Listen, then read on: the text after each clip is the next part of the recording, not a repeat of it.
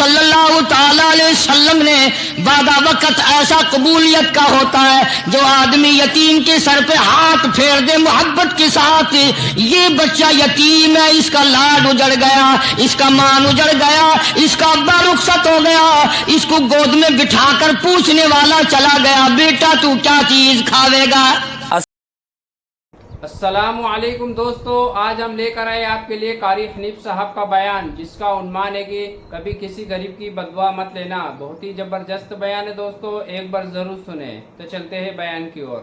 اس میں آتا ہے، ارشاد ہے مدنی کریم صلی اللہ علیہ وسلم کا کہ بعض لوگ اللہ کی زمین پہ چلتے ہیں، بعض لوگ اللہ کی زمین پہ چلتے ہیں اور زمین اللہ سے یہ اجازت مانگتی ہے، پروردگار اگر اجازت ہو میں اس کو نگل جاؤں،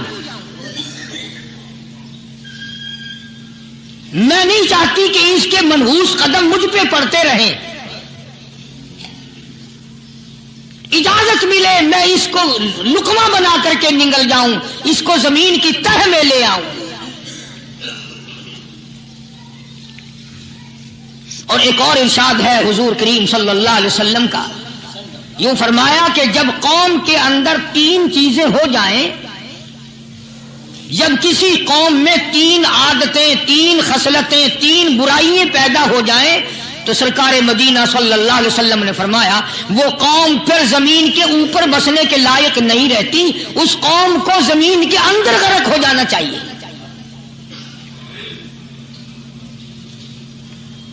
وہ کون سی باتیں ہیں؟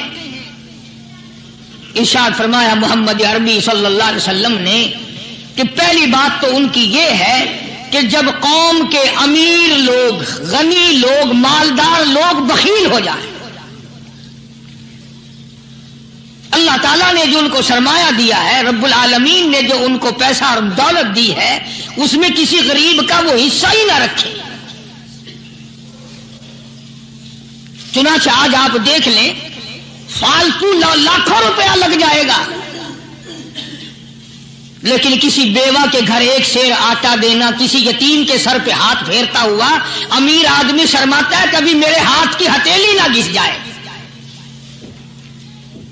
حالانکہ ارشاد فرمایا مدنی کریم صلی اللہ تعالی علیہ وسلم نے بعد وقت ایسا قبولیت کا ہوتا ہے جو آدمی یتیم کے سر پہ ہاتھ پھیر دے محبت کے ساتھ، یہ بچہ یتیم ہے، اس کا لاڈ اجڑ گیا، اس کا مان اجڑ گیا، اس کا ابا رخصت ہو گیا، اس کو گود میں بٹھا کر پوچھنے والا چلا گیا، بیٹا تو کیا چیز کھاوے گا۔ حضور کریم صلی اللہ تعالی علیہ وسلم نے فرمایا جب یتیم کے سر پہ آدمی محبت کے ساتھ، شفقت کے ساتھ ہاتھ پھیرتا ہے، اللہ پاک یوں فرماتا ہے مجھے اپنی کبریائی کی قسم جتنے بال اس کے ہاتھ کے نیچے آ جاتے ہیں اتنی نیکیاں ہاتھ پھیرنے والے کے نامے اعمال میں لکھ دی جاتی ہے۔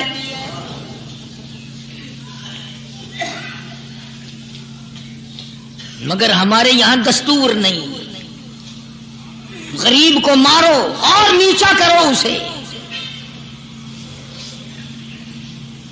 جناب مدنی کریم صلی اللہ تعالی علیہ وسلم تشریف لے جا رہے ہیں، راستے میں کچھ بچوں کو کھیلتے ہوئے آپ نے دیکھ لیا، بڑی خوشی سے چھلانگے لگا رہے ہیں، بچے کھیل رہے ہیں، ایک بچہ دیوار کے ساتھ بالکل مونچھا غمزدہ پریشان کھڑا ہے۔ حضور کریم صلی اللہ تعالی علیہ وسلم کی نگاہ مبارک اس بچے پہ پڑ گئی، آپ نے قریب تشریف لا کر اس سے پوچھا او بچے، سارے بچے کھیل رہے ہیں تو کیوں نہیں کھیلتا؟ کہنے لگا میرا کھلانے والا دنیا سے چلا گیا، کیسے کھیلوں، ابا نہیں، اماں نہیں، ہر وقت پریشان رہتا ہوں، لوگوں کے دروازوں پہ چوکھٹوں پہ دھکے کھاتا ہوں۔ آپ مدنی کریم صلی اللہ تعالی علیہ وسلم نے رحمت والے ہاتھ سے اس یتیم کی انگلی پکڑی اور اپنے ساتھ پیار کرتے ہوئے تشریف لے آئے. فرمایا جناب عائشہ صدیقہ رضی اللہ تعالی عنہا سے, اللہ والی آج اللہ پاک نے تجھے بڑی غنیمت بخشی ہے, بڑی دولت دی ہے, عید کا دن ہے, میں عید کی نماز کے لیے جا رہا تھا, بچے سارے خوشیاں منا رہے تھے, یہ بچہ دیکھا میں نے بڑا غم زدہ کھڑا تھا, بڑا پریشان کھڑا تھا.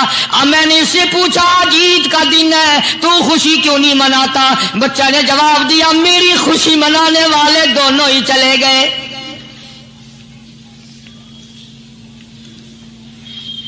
آج اللہ نے یہ موقع بخشا ہے, اسے نہلا دھلا, اس کو نئے کپڑے پہنا. معصوم بچے کے سر پہ ہاتھ پھیرتے ہوئے فرمایا بیٹا گھبرانا, یہ عائشہ صدیقہ تیری اماں ہے, میں محمد الرسول اللہ آج سے تیرا ابا بن گیا ہوں.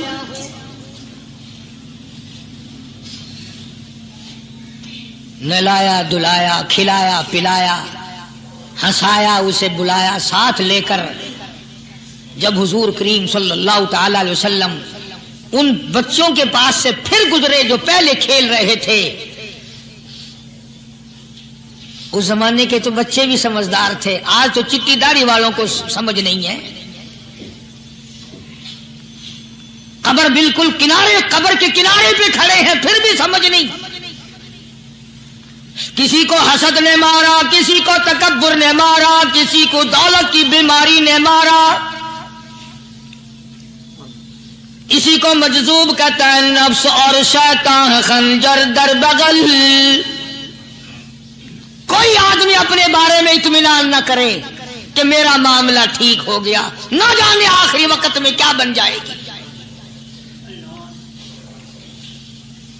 ایک اللہ والے کا انتقال ہونے لگا, آخری وقت ہے. خاندان اس اللہ والے کا چاروں طرف بیٹھا ہوا ہے, مریدین بیٹھے ہوئے ہیں, اللہ والے کی چاروں طرف حلقہ بیٹھا ہوا, آخری وقت ہے. عربی زبان میں جس کا ترجمہ یہ ہے, اس کی زبان سے ایک بات نکلتی ہے, ابھی نہیں ابھی نہیں ابھی نہیں ابھی نہیں ابھی نہیں. مرنے کے بعد کسی نے خواب میں دیکھا تو پوچھا حضرت جی دنیا درود شریف پڑھتی ہے, مرتے وقت کلمہ پڑھتے ہیں, اللہ اللہ کرتے ہیں, یہ آپ ابھی نہیں کیا فرما رہے تھے؟ تو یوں فرمایا تمہیں کیا معلوم ہے, شیطان میرے سامنے کھڑا تھا اور کہتا تھا میں نے دنیا کو پھنسایا, دنیا کو ورغلایا, دنیا کو بہکایا, تو میرے پھندے سے پھنس گیا, تیرے علم نے تیری نیکی نے بچا لیا. تو میں کہتا تھا ظالم ابھی تو سانس آ رہی ہے, نہ جانے کیا بنے گی, ابھی نہیں ابھی نہیں ابھی نہیں.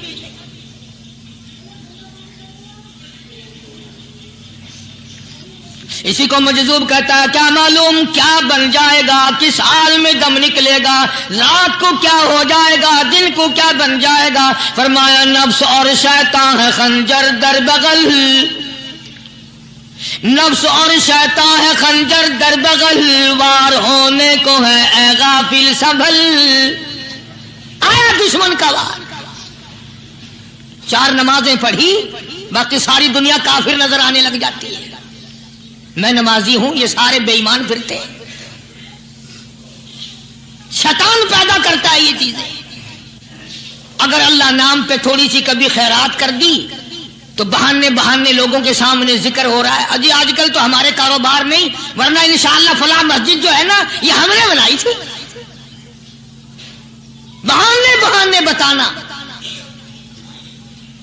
اسی لیے مجذوب کہتا ہے گھبرایا نہ کر اور اپنے آپ کو اطمینان نہ دلایا کر. کہتا نفس اور شیطان ہے خنجر در بغل, وار ہونے کو ہے اے غافل سنبھل. چلا شیطان کا خنجر, چلا شیطان کا خنجر, لگایا اس نے دو, لگایا اس نے دو. لوگوں کا خیال یہ ہے کہ شیطان صرف وہ, شیطان کے بہکائی میں وہ آدمی آتا ہے جو کسی کو قتل کر دے. لوگوں کے نزدیک صرف زنا کرنا گناہ ہے, قتل کرنا گناہ ہے, چوری کرنا گناہ ہے, ڈاکہ مارنا گناہ ہے, اور چوتھی چیز گناہ ہی کوئی نہیں. حضرت عثمان غنی ذی النورین رضی اللہ تعالی عنہ کی مبارک مجلس ہے. صحابہ کرام کا دور ہے، نبی کا دوہرا داماد، مجلس ہے عثمان ذی النورین کی. ایک آدمی مجلس میں آ کے بیٹھا، حضرت عثمان کی مجلس میں ایک آدمی آ کے بیٹھا تو حضرت عثمان فرماتے ہیں، توجہ، حضرت عثمان فرماتے ہیں، یوں نہیں فرمایا کہ تو نے ایسا کیا ہے، اسے ذلیل نہیں کیا، بلکہ یوں فرمایا لوگوں کو شرم نہیں آتی، لوگ آنکھ کا زنا کر کے میری مجلس میں آ کے بیٹھتے ہیں، لوگ آنکھ کا گناہ کر کے میری مجلس میں آ کے بیٹھتے ہیں. تو دور تھا نا صحابہ کرام کا، فوراً چوٹ کی کسی نے کہ نبی کے بعد وحی آنی شروع ہو گئی. یعنی آپ کو کیسے پتا چل گیا کہ کوئی آدمی غلط نگاہ ڈال کے آیا؟ اس کی رستے میں نظر کہیں غلط پڑی تھی آنے والے کی، آپ کو کیسے پتا چلا؟ یعنی بات کرنے والے کو بھی دیکھو اور پھر چوٹ کرنے والے کو بھی دیکھو. تو حضرت عثمان رضی اللہ تعالیٰ عنہ نے فرمایا، بھائی پاک مجلس میں اگر ایک تولا بھی کوئی پخانہ لے کر آ جائے تو بدبو تو آ ہی جائے گی نا. صحابہ کی پاک مجلس میں اگر کوئی آنکھ کا زنا بھی کر کے آیا، فرمایا مجلس کے اندر بدبو پھیل گئی. تو اللہ والوں کی مجلس ہے اور اللہ والوں کی رفاقت ایک بہت بڑی چیز تھی. کبھی لوگ حاصل کیا کرتے تھے، اب تو ہر آدمی پیر ہے، ہر آدمی لیڈر ہے، ہر آدمی چودھری ہے، ہر آدمی بڑا بنا ہوا ہے، چھوٹا ہم میں کوئی ہے ہی نہیں. اور ان ولیوں کی بھی الگ الگ بچاروں کی رمزیں ہوتی ہیں. علماء کرام نے لکھا ہے، حضرت خواجہ باقی باللہ رحمت اللہ علیہ دلی میں مزار ہے، بہت بڑے بزرگ گزرے ہیں. دیکھو میں ذکر خیر کر رہا ہوں نا، کئی لوگ تمہیں نکلتے ہوئے ٹانگے والے، گھوڑے والے، رکشے والے کہتے ہیں قاری علی ولیوں کو نہیں مانتا. میں یہ ذکر خیر ولیوں ہی کا تو کر رہا ہوں. بات صرف اتنی ہے، تمہیں اچھی لگے یہ بری لگے، میں ننگوں کو نہیں مانتا. میرے نزدیک ولی وہ ہے جس کی رگ رس سے، نس نس سے، خون کے قطرے قطرے سے، ہر ادا سے، ہر سنت سے، ہر طریقے سے محمد عربی صلی اللہ علیہ وسلم کی سنت زندہ ہوتا ہو. میں اس کو ولی نہیں مانتا جو کپڑوں سے ننگا پھرتا ہو.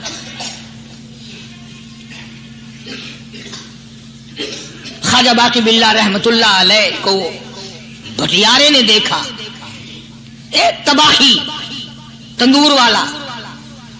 حضرت خواجہ صاحب کو دیکھا کہ جامع مسجد دلی کے پیڑیوں پہ، سیڑھی پہ کبھی چڑھتے ہیں، کبھی اترتے ہیں، کبھی چڑھتے ہیں، کبھی اترتے ہیں، پریشانی کا عالم. تو تباہی تو ضرور تھا، بھٹیارا تو تھا، مگر تھا تو دلی کا. وہ سمجھ گیا کہ حضرت کو کوئی پریشانی ہے. پہنچا اور جا کے کہنے لگا، حضرت کیا بات ہے، آج رات کافی گزر گئی ہے، آرام فرماؤ، کبھی چڑھتے ہو کبھی اترتے ہو، پریشانی کیا پریشانی ہے؟ فرمایا 4 مہمان ہیں، کھانا کھلانا ہے، میرے پلے کچھ نہیں. اندازہ لگاؤ، ابھی ابھی ولی یہ کہہ رہا کہ میرے پلے ڈھیلا دمڑی کچھ نہیں، 4 مہمان ہیں، شرمندہ ہوں ان کو کھانا کھلانے کے لیے. تو وہ کہنے لگا، حضرت یہ کون سی فکر کی بات ہے، میں بھی لاتا ہوں. وہ کھانا لایا اور حضرت کے مہمانوں کو کھانا کھلایا. کھانا کھا لیا، فارغ ہو گئے.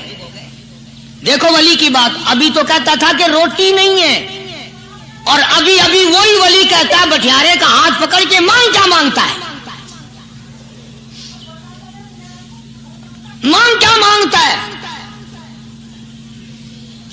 اب تیرے جیسا اگر وہاں ہوتا تو کہتا کہ جی کوئی گورنری سرمنری دلاؤ، اسمبلی کی ممبری دلاؤ. کوئی تھوڑے علاقے کا ڈھیر سیاح ہو گیا تو آخیا کہ جی میں کو بئی پر نہ دو، پہلی پرانی تھی گئی ہے ہوں میں کو کوئی نوی لاوی چا پر نہ ہو. یہ شے منگنی ہے اور کیا منگے. خواجہ باقی باللہ رحمت اللہ علیہ بٹیارے کا ہاتھ پکڑے کھڑے ہیں، فرمانے لگے مانگ کیا مانگتا ہے. وہ تباہی بھی دلی کا تھا نا، کہنے لگا حضرت بس اللہ کا دیا سب کچھ ہے، بس آپ رہنے دیں۔ فرمایا نہیں نہیں، مانگتا مانگتا ہے۔ اس نے کہا حضرت پھر اگر دینے پہ ہی آئے ہو نا، اور اگر اتنا ہی دریائے کرم جوش میں ہے اور آپ دینے کا جذبہ لیے ہوئے ہیں، پھر مجھے اپنے جیسا بنا دو، اپنے جیسا بنا دو۔ کیا مانگا ہے؟ مجھے اپنے جیسا بنا دو۔ فرمایا نہیں برداشت کر سکے گا۔ کہنے لگا پھر پوچھتے کیوں ہو کیا مانگتا ہے؟ جب دینا ہی کچھ نہیں تو پوچھتے کیوں ہو؟ اگر دینے پہ آئے ہو اپنے جیسا بنا دو۔ یوں لکھا ہے کہ خواجہ باقی باللہ نے اس بٹیارے کو اپنے سینے سے لگا کر کے تھوڑا سا دبایا تھا، پٹاخ کر کے روح نکل گئی بٹیارے کی۔ بلا جو تجلیات خدا بندی بتدریج آہستہ آہستہ سینے میں آئے تھے، ان کا کرنٹ وہ یکدم برداشت کیسے کرتا؟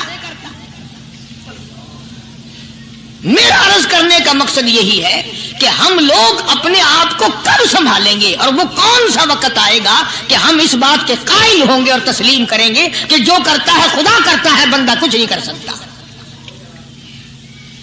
تو میں نے اس لیے عرض کیا، مجذوب کہتا ہے نفس اور شیطان ہے خنجر در بغل، نفس اور شیطان ہے خنجر در بغل، وار ہونے کو ہے اے غافل سنبھل۔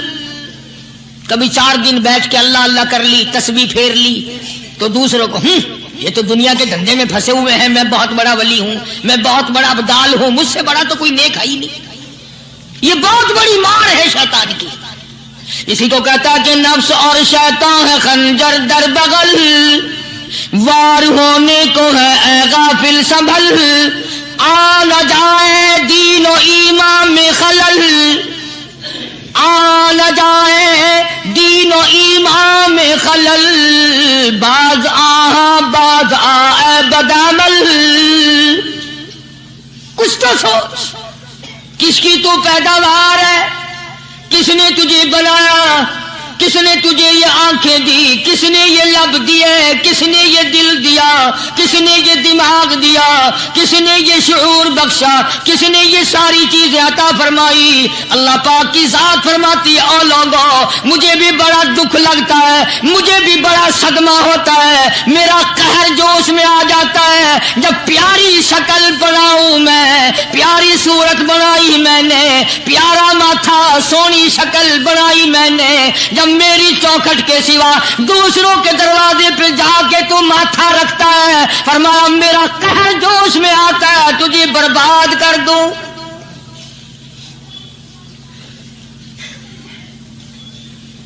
سب کچھ میں نے دیا، سب کچھ میں نے بخشا، اور پھر بھی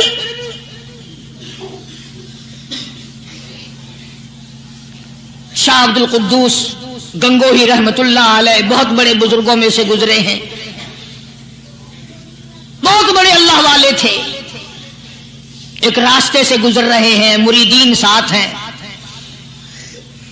حلقہ ساتھ ہے، راستے میں ایک گندگی کا ڈھیر پڑا ہوا تھا، بدبو آ رہی تھی۔ تو شاہ عبد القدوس نے اپنے حلقے اثر کے لوگوں سے اور مریدوں سے کہا ٹھہر جاؤ۔ حالانکہ لوگ ناک پہ کپڑا رکھ کر جلدی گزرنا چاہتے تھے، بدبو سے بچنے کے لیے تیز رفتار وہاں سے گزرنا چاہتے تھے، مگر شیخ کے کہنے پر کھڑے ہو گئے۔ شکر ہے تم نہ تم جیسے وہاں مرید بھی نہیں تھے، ورنہ کہتے کہ اے پھٹ گیا شیخ ہے نو تو پتہ ہی نہیں لگتا برائی دا چنگائی دا، گندگی دے پہ کولساں کو کھڑائی کھڑے۔ شاہ عبد القدوس رحمت اللہ علیہ گنگوئی رحمت اللہ علیہ نے فرمایا او لوگو، یہ گندگی، یہ پخانہ، یہ افولت والی چیز تمہیں ایک سبق دے رہی ہے۔ وہ بڑے حیران ہوئے کہ گندگی سبق دے رہی ہے کہ ہاں یہ بدبو کا ٹھکانہ یہ سبق دے رہا ہے کہ ہاں یہ ایک سبق تمہیں پڑھا رہا ہے۔ اور وہ کیا؟ شیخ فرمانے لگے یہ گندگی تم سے کہتی ہے او لوگوں، شکل سے پہلے میں مٹھائی کی صورت میں حلوائی کی تھال میں رکھا ہوا تھا، جو دیکھتا تھا اس کے منہ میں پانی آ جاتا تھا، حلوے کی صورت میں تھا، جلیبی کی صورت میں تھا، امرتی کی صورت میں تھا۔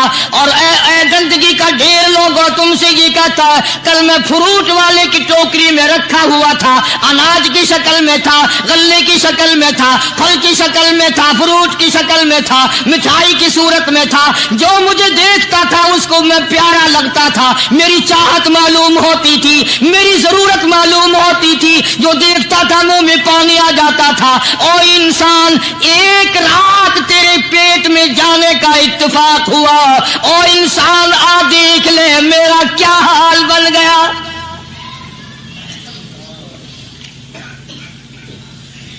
ایک رات تو تیری صحبت میں رہا ہوں، ایک رات تیرے اندر ٹھہرنے کا اتفاق ہوا، دیکھ میرا کیا حال بن گیا۔ السلام علیکم دوستو، امید کرتا ہوں کہ آپ سبھی حضرات کو قاری حنیف صاحب کا بیان اچھا لگا ہوگا۔ اگر اچھا لگا ہے تو چینل کر دینا سبسکرائب اور ویڈیو کر دینا لائک۔ ملتے ہیں نیکسٹ ویڈیو میں، خدا حافظ۔